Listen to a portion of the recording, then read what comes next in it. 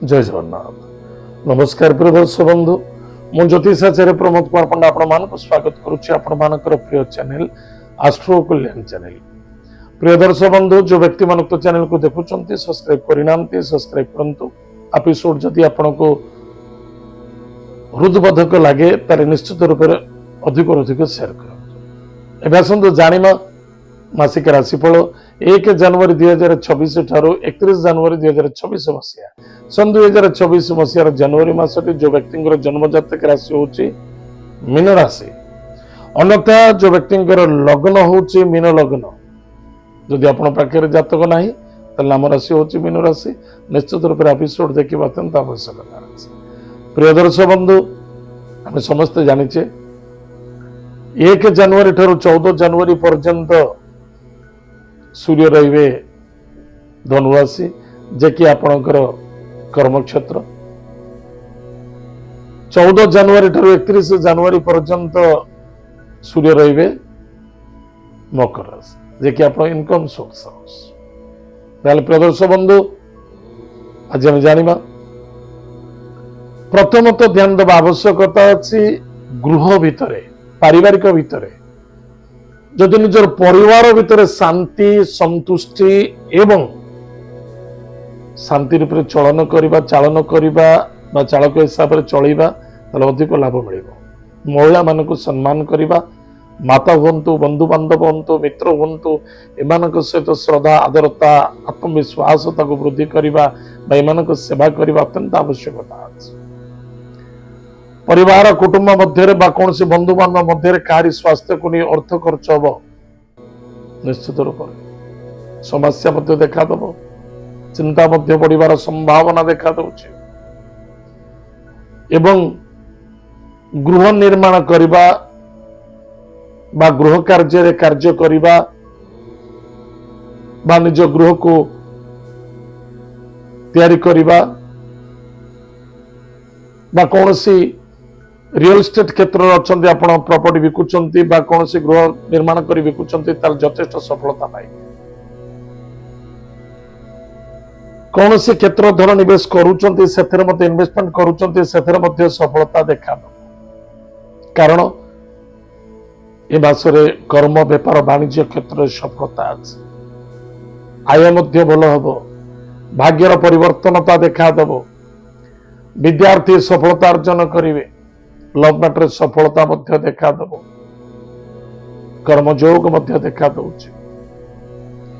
संतान को पाई आनंदित हेबे, संतान मांगलिक कार्य को नहीं यथेष्ट आनंद देखा दब, संतान उन्नति को नहीं यथेष्ट माता पिता माने शांति मिल, ऋण मुक्ति होवार संभावना देखा दउछि। जॉबलेस थिले, जॉब करि पारुनथिले ताले निश्चित जॉब रे निश्चित परिपूर्णता सफलता मिलिबो। व्यापार वाणिज्य क्षेत्र में सफलता मिल। पिता पुत्र मध्य अशांति असंतुष्टता आर्गुमेंट थिला, निश्चित रूप से आनंद देखा दब। पिता स्वास्थ्य प्रति यथेष्ट ध्यान देवा आवश्यकता अच्छी। एवं पितृक स्थान माने पौत्रिक स्थान पितृ स्थान जदि किसी गृह निर्माण कर गृह प्रवेश प्रतिष्ठा कर शुभ मंगल कार्य अच्छी तार निश्चित रूप से आगक बढ़िया साहस सफलता देखा दब। व्यापार वाणिज्य क्षेत्र इनकम सोर्स भल रहिबो। भाई भौणी मित्रों द्वारा सपोर्ट मिल। पराक्रम क्षेत्र विजय प्राप्ति अच्छी। ताहले प्रिय दर्शक बंधु, धर्म तीर्थ यात्रा ईश्वर सेवा ईश्वर कर्म ईश्वर देइथिबा प्रतिश्रुति कार्य गुड़िक परिपूर्णता हम। ताहले निजर गृह पाई कौन सी कही घर तैयारी करें बा जमीटी नहीं पारे गृह निर्माण पाई, अन्यथा कौन से गाड़ी घोड़ा क्रय करने को चाहते करें। जो मैंने ट्रांसपोर्टिंग लाइन अच्छा से गाड़ी बाहर करने अति उत्तम सफलता। जो मान एक्सपोर्ट इनपोर्ट चलते से यथेष्ट सफलता देखा दे। जो मैंने पॉलिटिकल क्षेत्र अच्छा सफलता देखा देवे। कारण खाली गोटे जिन मन रखिए, पॉलिटिशियन व्यक्ति मान यथेष्ट मु कहि आप यथेष्ट सम्मानित हेबे, सफलता पाइबे, किंतु प्रतिश्रुति क्या दिंतुनि। कारण प्रतिश्रुति जदि फेल होती जानवे पकेट रू खर्च हम। आइदर प्रतिश्रुति फेल रहे आप दुखिया समस्या पाइबे।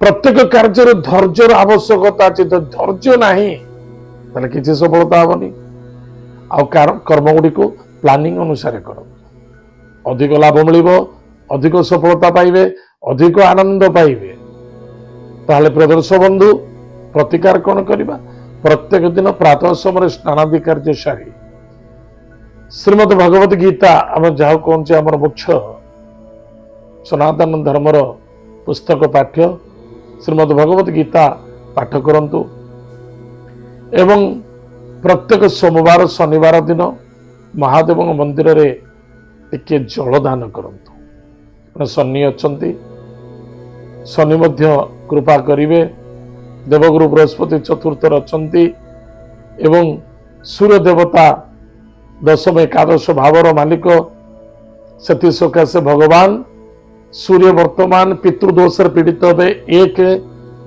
जनवरी ठारू 14 जनवरी पर्यंत सूर्य रे कौटी ना सूर्य रे धनुराशि ताले शनि दृष्टि पड़ो आपण राशि मीन राशि शनि दृष्टि पड़ो ताले पितृदोष भी कह जाए ए सब अनेक प्रकार समस्या सम्मुखीन करने को पड़ पारे किंतु आपणकर कर्म वाणी व्यवहार धैर्य आपण को विजय प्राप्ति करेइबो निमित्त रोज प्रत्येक दिन माता पिता को प्रणाम करंतु हनुमान चालीसा पाठ करंतु निश्चित रूप से आपनकर मंगल हम सफलता मिल प्रदर्श बंधु एत थिला मीन राशि व्यक्ति मानक मासिक राशिफल आज तो समय जाइए कार्यक्रम को आम एट रखुचु पुणी देखा जय जगन्नाथ नमस्कार हरि ओम।